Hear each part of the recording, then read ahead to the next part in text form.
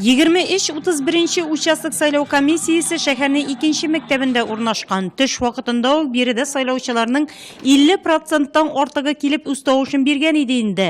Төрле партияләрдән билгеләнгән күзәтүчеләр белдергәнчә сайлаулар чиста, бернинди тәртип бозулар юк. Сайлаучыларның иминлеге дә игътибар үзәгендә.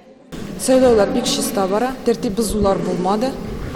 Шәһәр халкы бик актив сайлауларда катнашалар.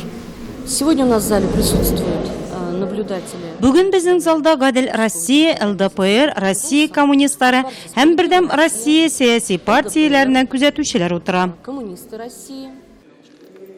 Татарстан Республикасы Дәүләт Советы депутаты Рәис Сөләйманов әлеге мәктәптә белем алган. Депутат читтә сайлау хукукы бирүче таныклык буенча сайлауларда үзе укыган мәктәптә тавыш бирде. Халык ничек тавышын бирә, шуннан күбесе тора ничек илнең киләчәктә булуы. Шунга инде минем уйлавымча илнең киләчәген мына көчле ил, бәхетле ил, дәрәҗәле ил булуын күрәтергән халык бүген нидә мына сайлауда катнаша дип уйлыйм инде. 23-31 участок сайлау комиссиясе рәисе Гүзәлия Бурлакова белдергәнчә сайлаулар тыныч үтә. На нашем участке 2732 избирателя. Безнең участокта 2732 сайлаучы, сайлаулар закон буенча үткәрелә. Сайлаучылар бик актив. Безнең участокта шулай ук 29 яшь сайлаучы тавыш бирә.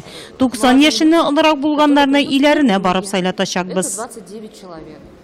Сәгать төгәл эш. Бу вакытка район буенча сайлаучыларның 77, ә шәһәр буенча 71% үз тавышын бирде.